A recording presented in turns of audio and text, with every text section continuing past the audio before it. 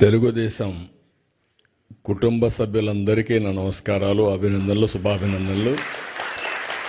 ఈరోజు ప్రత్యేకంగా ఎన్ఆర్ఐస్ అందరూ వచ్చారు, కానీ ఇందులో మెజారిటీ నా లెక్క ప్రకారం 100% ఎన్ఆర్ఐ తెలుగుదేశం పార్టీ కార్యకర్తలే. ఆ బ్యాక్గ్రౌండ్ వాళ్ళు ఎక్కువ వచ్చారు. వాళ్ళందరికీ కూడా అభినందనలు. ఇప్పుడే ముగ్గురి స్పీచెస్ విన్నారు మీరు. నేను అందుకనే ఎనర్జెటిక్గా ఉండాలంటే యంగ్స్టర్స్ రావాలని మొట్టమొదటిసారిగా రాజకీయాల్లో పెద్ద ఎత్తున మార్పులు తీసుకొచ్చాను. దానికి నిదర్శనం స్టేజ్ పైన ఉండే వీళ్ళు ముగ్గురు ఒక ఎగ్జాంపుల్ అని చెప్పి కూడా నేను మీకు తెలియజేస్తున్నా. ఒక చిన్న వయసు,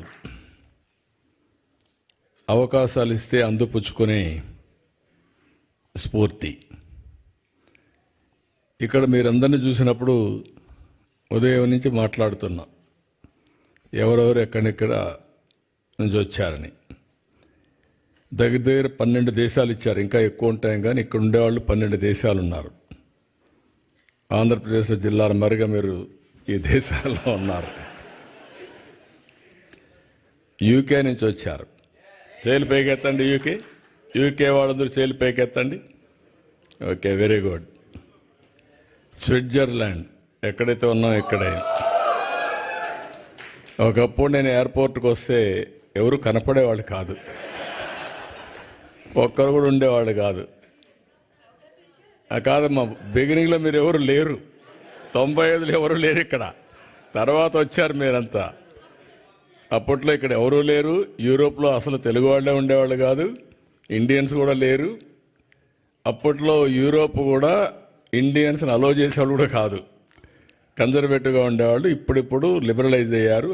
అందుకే అందరూ మన వాళ్ళు చాలా తెలివైన వాళ్ళు. ఎక్కడ అవకాశాలు ఉంటే అక్కడికి వెళ్ళిపోతారు. అప్పుడు నేరుగా అమెరికాకి వెళ్ళిపోయారు.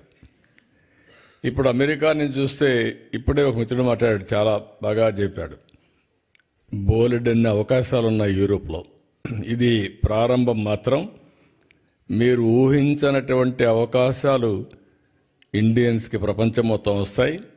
ప్రత్యేకంగా తెలుగు వాళ్ళు అందరిలో అగ్రస్థానంలో ఉంటారు, దానికి అనుమానమే లేదు మీకు. అయితే అప్పుడప్పుడు నేను మాట్లాడినప్పుడు అనిపిస్తుంది మీకు, ఈయన ఇట్లే మాట్లాడతాడులే, మనం చేసేది ఏముంది, వచ్చాం, విన్నాం, వెళ్ళిపోయి పడుకుందాం అనుకుంటారు. అది కాదు. ఒక పట్టుదలతో మీరు చేయగలిగితే, ఈరోజు నేను ఇదైనా ఒకసారి మాట్లాడతాను. జర్మనీ నుంచి వచ్చారు. చేలిపోతాను. జర్మనీ ఒకప్పుడు మోస్ట్ అడ్వాన్స్డ్ కంట్రీ, ఇప్పుడు కూడా, రేపు కూడా టెక్నాలజీలో. కానీ యూరోప్ మొత్తం ఏజింగ్ ప్రాబ్లంతో మీకు ఎక్కువ అవకాశాలు వచ్చే పరిస్థితికి వచ్చాయి. ఇటలీ, చేలిపైగతని ఇటలీ నుంచి ఎవరు వచ్చారు? కొంతమంది వచ్చారు.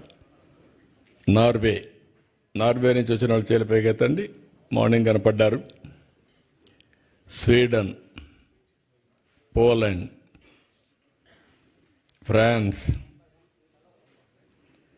Netherlands, Ireland, Belgium, Austria,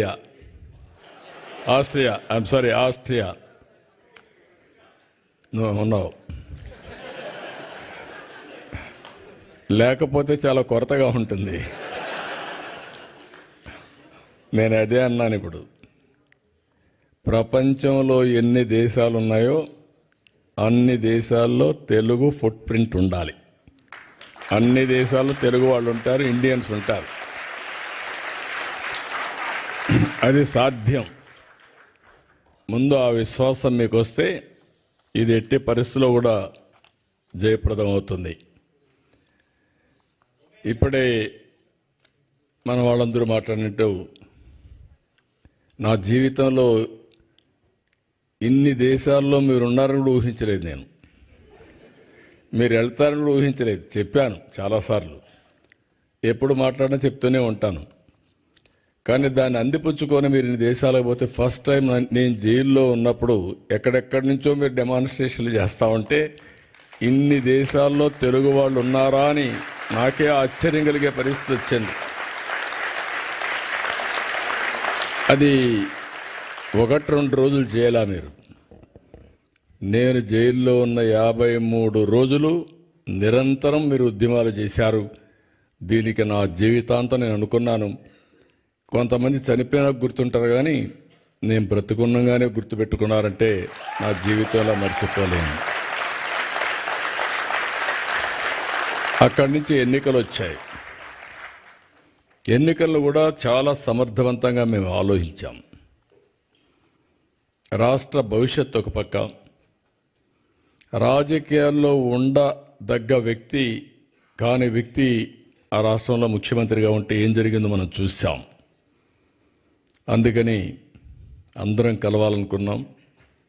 Telugu Desam, Janasena, BJP 3 పార్టీలు కలిసి పోటీ చేశాం. పోటీ చేస్తే నాకే ఆశ్చర్యం వేస్తుంది. ప్రపంచంలో ఎక్కడెక్కడి నుంచో వచ్చారు మీరు, నెలల తరబడి అక్కడే ఉన్నారు. ఒక్కొక్కరు మీకు ఎంత శక్తి ఉంటే అంత డబ్బులు ఖర్చు పెట్టి ఎన్నికల్లో గెలిపించారంటే ఇది మా జీవితంలో ఎప్పుడూ మర్చిపోలేని సంఘటన. ఇది అప్పుడప్పుడు చరిత్రలో అనుకుంటాం, కానీ ఇంత స్ఫూర్తిదాయకమైనటువంటి జాతి ఉండడం, నేను ఆ జాతిలో పుట్టడం నా అదృష్టంగా భావిస్తున్నా. అందుకే మళ్ళీ చెప్తున్నా, మళ్ళీ జన్మ అనేది ఉంటే మళ్ళా తెలుగు జాతిలోనే పుట్టాలని చెప్పి భగవంతుని కోరుకుంటున్నా. ఇంకొక విషయం మీరు చూస్తే, చాలా దేశాలు చరిత్రలో చాలామంది నాయకులు